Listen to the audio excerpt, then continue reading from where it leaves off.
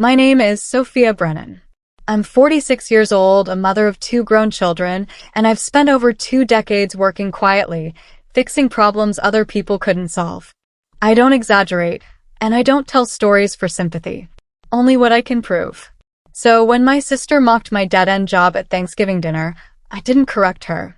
Not because she was right, but because watching her dig her own grave with words felt like poetry I hadn't written yet. The dining room was warm, smelling of roasted turkey and cinnamon. 23 people crowded around 2 tables pushed together, plates piled high, voices competing for attention. My sister Olivia sat across from me, wearing a designer blazer that cost more than my monthly car payment. She raised her wine glass, and the conversation quieted. To family, she said, smiling at everyone. Then her eyes landed on me. And to my sister Sophia, still grinding away at her little dead-end job. It's basically charity work for middle-aged failures. Laughter rippled around the table. Nervous. Polite. My mother looked down at her plate. I smiled and took a sip of water. Thank you for listening to my story. I'd love to know where you're watching from. Drop a comment below. If this story resonated with you, please subscribe, like, and hit the bell so you never miss the next one. Every share helps these stories reach someone who needs to hear them. Let's keep the conversation going. I didn't respond. I just sat there, fork in hand, while the conversation moved on to safer topics. College football. Someone's new boat. My niece's engagement. But inside my head, a door I'd kept locked for years creaked open. Memories flooded in. Every time Olivia had belittled my choices. My clothes were too plain. My car too old. My career too boring. She'd been the golden child since we were teenagers. Homecoming queen. Full scholarship. High-powered finance job straight out of college. I was the almost. Almost pretty. Almost successful. Almost worth mentioning. Our parents never said it out loud, but I saw it in their eyes. The way they lit up when Olivia walked into a room. The way they nodded politely when I talked about my work. For 20 years, I'd been the shadow. The afterthought. The cautionary tale. And I let them believe it. Not because it was true, but because I needed distance from what I'd actually built. Distance they were about to lose. Everyone thought my job was small because I made it look that way. My business card said Operations Manager at Clearwater Solutions. My LinkedIn profile was sparse. I drove a 7-year-old sedan and lived in a modest 3-bedroom house in a quiet neighborhood. I didn't post about work on social media. I didn't attend industry conferences or give speeches. I worked from home most days, wearing jeans and old sweaters, answering emails between grocery runs and helping my kids with college applications. From the outside, it looked exactly like what Olivia called it. A dead-end job. But that was the point. I'd chosen invisibility deliberately, not because I lacked ambition. Because I needed to be invisible while I built something no one expected. Something my family would never see coming. Clearwater Solutions managed logistics and supply chain operations for mid-sized companies. Boring. Technical. The kind of work that made people's eyes glaze over at dinner parties. Perfect. And I didn't just work there. I owned 47% of it. But nobody at this table knew that. Olivia kept talking, oblivious. Clearwater Solutions, right? She said, waving her fork. I've heard of them. Honestly, Sophia, I'm shocked they're still in business. The industry's brutal right now. Half these companies are going under. Someone asked her how she knew so much about supply chain management. She leaned back, confident. I have contacts everywhere. I actually know people pretty high up in that sector. They tell me things. I cut into my turkey, chewing slowly. She continued.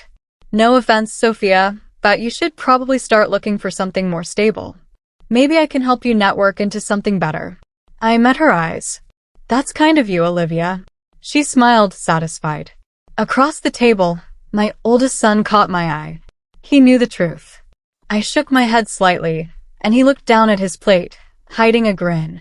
Olivia had no idea she was closer to the people who ran Clearwater than she'd ever imagined. She was sitting right across from one of them. After dinner, I helped clear the dishes while everyone else moved to the living room for coffee and pie. Olivia followed me into the kitchen. Carrying a stack of plates, she sat down too hard on the counter. I wasn't trying to embarrass you out there, she said, not looking at me.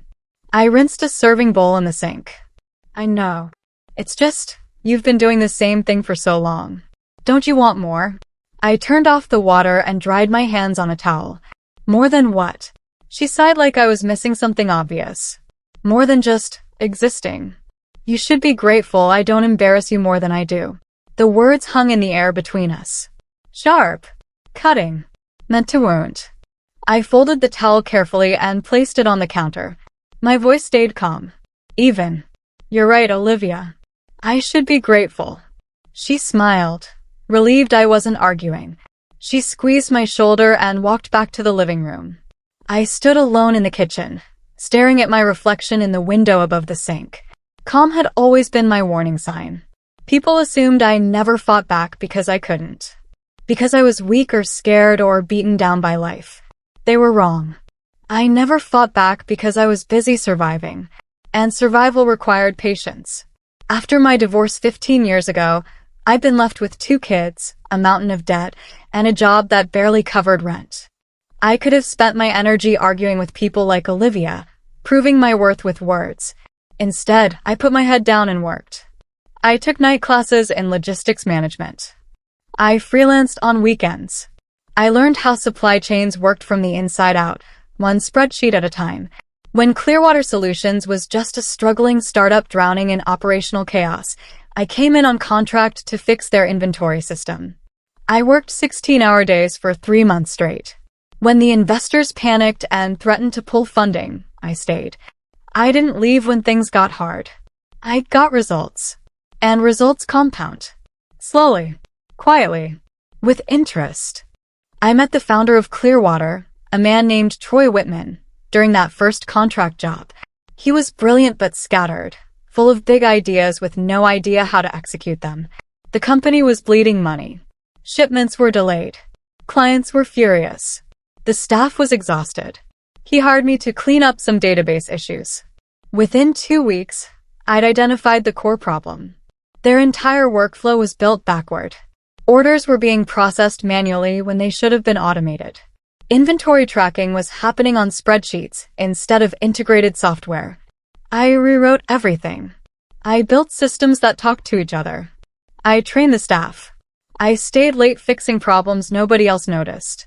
When the company stabilized and the investors stopped threatening to walk, Troy called me into his office. I can't afford to lose you, he said. I told him he couldn't afford to keep me as a contractor either. So we made a deal. Equity instead of a massive paycheck. Small shares at first. Then more as I proved indispensable. No shortcuts. No favors. Just results that kept the company alive. Over the next decade, my ownership stake grew. 5% became 10. 10 became 20. By the time Troy wanted to step back and focus on new ventures, I'd become the operational backbone of the company. The board offered me a position. Not a flashy title. Not CEO or president. Just senior operations partner with voting rights and profit sharing. I took it. I negotiated my shares up to 47%. And I did it all quietly. My name never appeared on the website. I didn't do press releases or interviews. I let the public-facing executives take credit while I ran things behind the scenes. People asked why I stayed so invisible. The answer was simple. I didn't need applause. I needed control. Power without visibility meant I could make decisions without politics. I could fire underperformers without public backlash. I could approve budgets, shift strategies, protect my income, all while the world thought I was just another middle manager grinding away in obscurity. That decision was about to matter more than I'd ever imagined. 3 weeks after Thanksgiving, my phone rang. It was Olivia. Sophia. You won't believe this, she said, voice bright with excitement. I got a call from a recruiter. There's an opening at Clearwater Solutions, and they want to interview me. I was sitting at my kitchen table, reviewing quarterly reports on my laptop. I closed the screen. That's great, Olivia. What's the position? Senior account manager. It's a huge step up from where I am now. Better pay, better title, better everything. She paused. Do you think you could put in a good word for me? You work there. People must know you. I smiled at the irony. Of course. I'll mention it. She squealed. You're the best. This could be exactly what I need. We talked for a few more minutes before she hung up. I sat there staring at my phone. Then I opened my laptop and pulled up her resume. It had been submitted through our recruiting portal 3 days earlier. I read through it carefully, noting the exaggerations and gaps. Then I forwarded it to our head of HR with a short note. Proceed with standard interview process. No special treatment. Olivia's interview was scheduled for the following Tuesday. I didn't attend. I didn't need to. Our hiring process was thorough, and I trusted the team to evaluate her fairly, but I did review the notes afterward. The interviewers described her as confident, articulate, and experienced. They also noted a tendency to talk over people and take credit for team accomplishments in vague ways.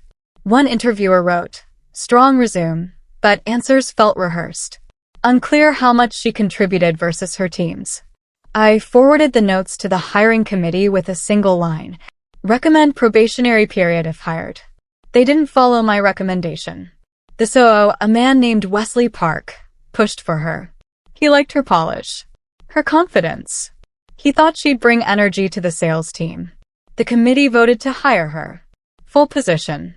Standard benefits. No probationary period. I didn't argue. I just made a note in my personal files. And I waited. Because now, whether I wanted it or not, I was responsible for what happened next. Olivia started 2 weeks later. She called me that first morning, breathless with excitement. This place is amazing, Sophia. The offices, the people, everything. I can't believe you've been here this whole time and never told me how great it is. I was working from home, wearing sweatpants and drinking coffee that had gone cold. I'm glad you like it. Do you ever come into the office? We should have lunch. I'm remote most days, I said. But I'll let you know if I'm around. She didn't push. She was too busy soaking in her new role, meeting people, learning systems. I watched from a distance. Not obviously. Just the way I always did. I reviewed her early emails, her meeting notes, her sales reports, and I started to see a pattern. She was good at talking, great at first impressions. But when it came to follow through, she stumbled. Deadlines slipped. Clients asked for updates she didn't have. She delegated tasks to junior staff, then took credit when things went well and blamed them when things went wrong. I documented everything. So did others. 6 weeks into her new job, Olivia called me late at night. It was past 11, and I was already in bed reading. Sophia, can I ask you something? Her voice sounded tight. Strained. Of course. How do you handle pressure at work? Like, when everything feels like it's moving too fast and people expect you to know things you don't. I sat up, turning on the lamp. You ask questions. You admit when you don't know something. You lean on your team. She was quiet for a moment. What if that makes you look weak? It doesn't, I said. It makes you look smart. She sighed. I don't know. This job is harder than I thought. Everyone here acts like everything's urgent. That's logistics. Everything is urgent because delays cost money. Yeah, well, it's exhausting. I waited, but she didn't say thank you. She didn't ask how I'd managed to do this for 20 years. She just said she had to go and hung up. I turned off the light and lay back down. She still didn't see the trap she was building for herself. One missed deadline at a time. Quarterly performance reviews started in early March. Every employee was evaluated on metrics, peer feedback, and manager assessments. The data was compiled into reports that went to department heads and, eventually, to me. Olivia's numbers were bad. Client retention in her accounts had dropped. 3 deals she'd promised hadn't closed. Her team members gave mixed feedback. Some praised her enthusiasm. Others mentioned feeling blamed for her mistakes. Her manager, a woman named Holly Singh, wrote a detailed assessment. Olivia shows potential but struggles with accountability. Needs improvement in follow-through and team collaboration. I read the report twice. Then I read the company policy on underperformance. Standard process. Verbal warning. Written warning. Performance improvement plan. Termination if no progress. I didn't interfere. I didn't soften the feedback or tell Holly to go easy on her. I let the process run exactly as it was designed. Fair. Transparent. Consistent. Olivia assumed she was untouchable because she always had been. She was about to learn that assumptions don't survive contact with reality. The written warning came 3 weeks later. Holly delivered it in a private meeting, and Olivia walked out of that office furious. I heard about it from Wesley, who saw her storm past his door. Your sister looked upset, he said during a video call later that day. I kept my expression neutral. What happened? She got flagged for underperformance. Holly put her on a formal warning. Is that standard procedure? He nodded. Yeah. Same process for everyone. Then it sounds like Holly's doing her job. Wesley hesitated. You're not going to intervene? Why would I? He looked surprised but didn't push. That evening my phone rang. It was Olivia. Did you know about this? She demanded. About what? The warning. The formal write-up. Did you know they were doing this to me? I set down the book I'd been reading. I knew there were performance concerns. That's not a secret, Olivia. It's in your review. This is insane. I've been here less than 3 months. How can they expect me to be perfect? They don't expect perfect. They expect improvement. She hung up on me. 2 days later, Olivia showed up at my house unannounced. I was in my home office when the doorbell rang. I answered it in jeans and a faded university sweatshirt, surprised to see her standing on my porch in full business attire. We need to talk, she said. I stepped aside and let her in. We sat in my living room, and she didn't waste time. I need you to fix this. You work there. You know people. Tell them this warning is ridiculous. I folded my hands in my lap. I can't do that. Why not? Because the warning is based on documented performance issues. It's not personal, Olivia. It's policy. Her eyes flashed. You're my sister. Doesn't that mean anything? I met her gaze. It means I'm not going to lie for you. She stood up, pacing. I don't understand you. You've worked at this company for years. You've never moved up. Never made a name for yourself. And now you won't even help me. I stayed seated. Come. I've helped you more than you know. She stared at me like I was speaking another language. Then she grabbed her bag and left without another word. The following Monday, Olivia didn't just call me. She showed up at the Clearwater office. I happened to be there that day for a board meeting. I was in my office, a modest room on the 3rd floor that most employees didn't even know existed. It wasn't labeled. There was no nameplate. Just a door that looked like every other door. She found it because she demanded to know where I worked, and someone in HR, trying to be helpful, told her. She knocked once, then opened the door without waiting. I looked up from my laptop. She stood there, breathing hard, holding a piece of paper.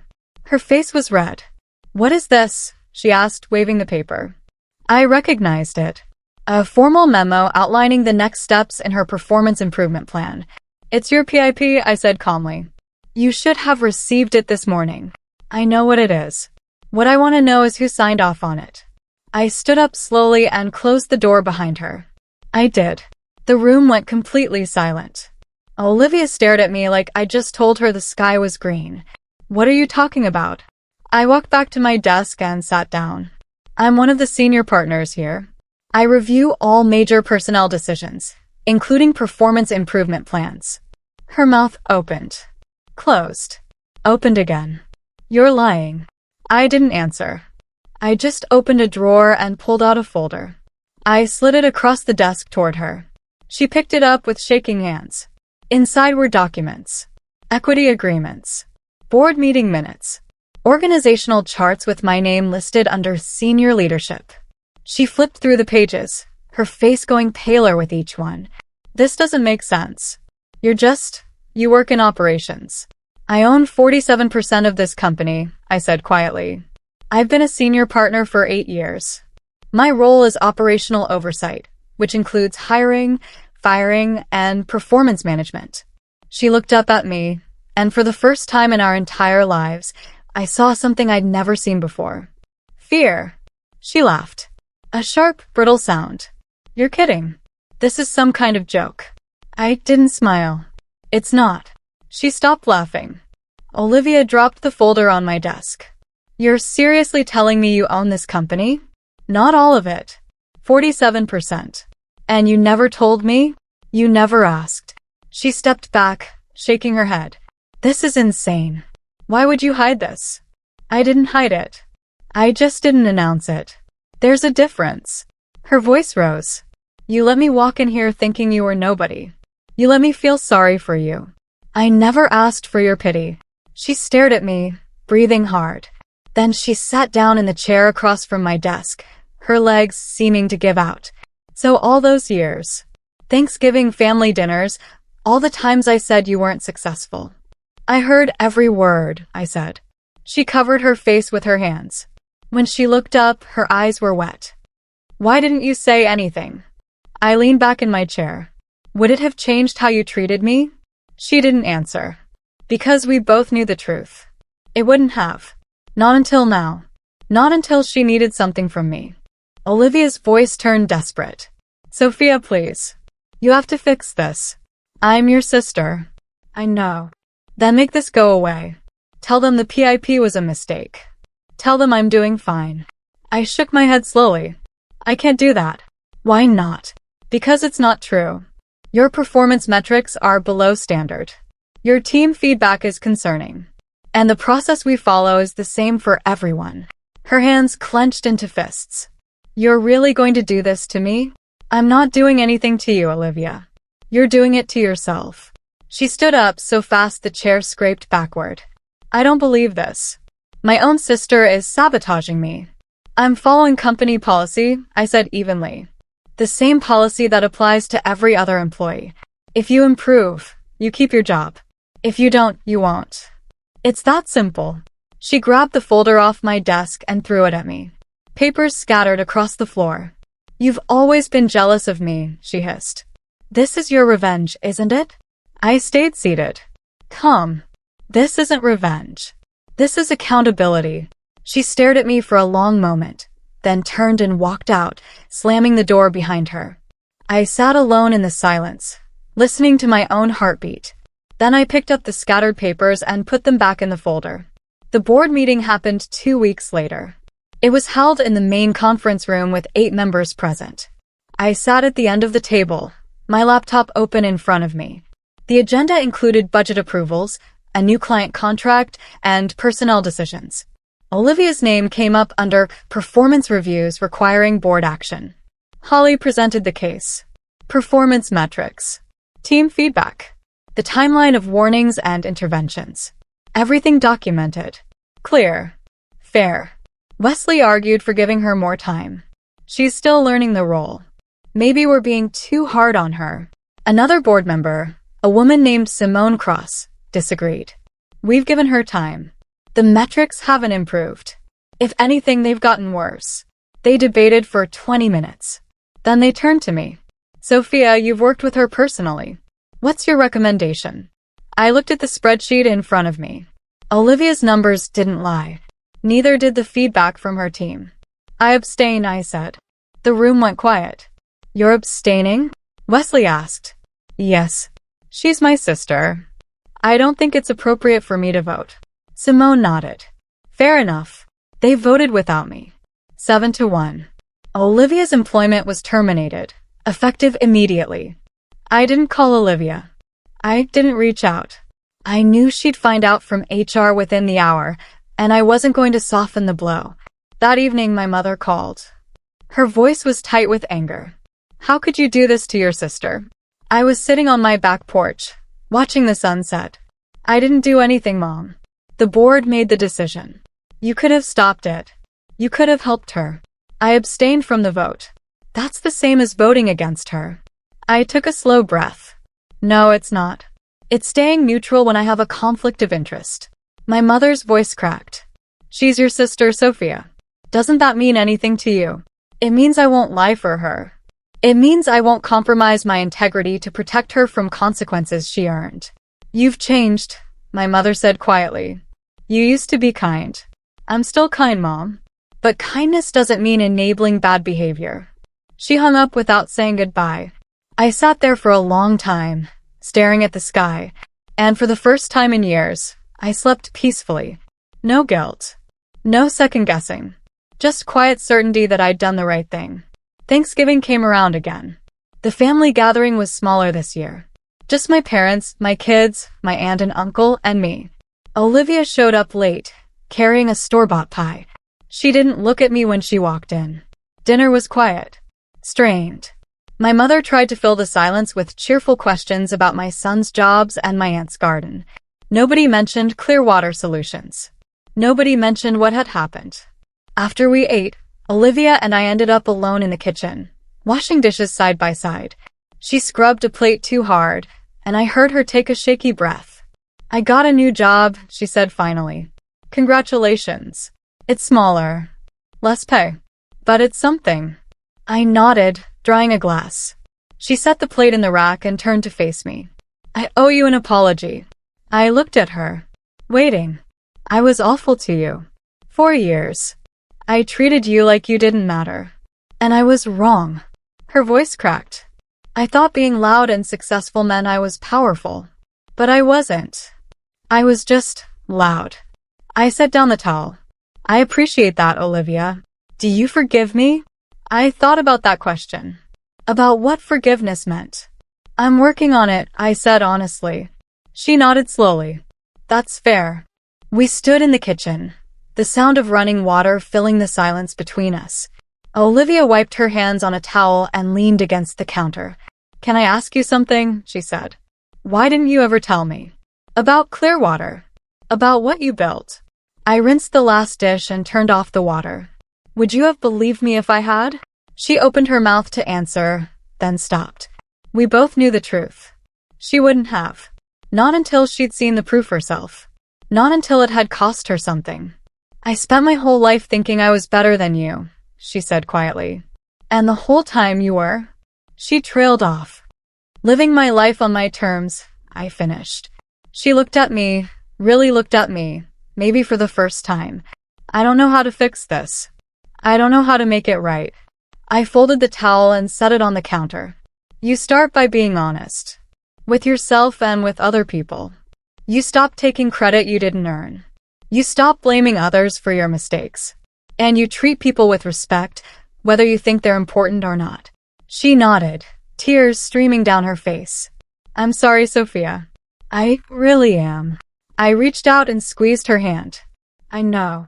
Olivia and I didn't become best friends after that Thanksgiving. But we became something we'd never been before. Honest."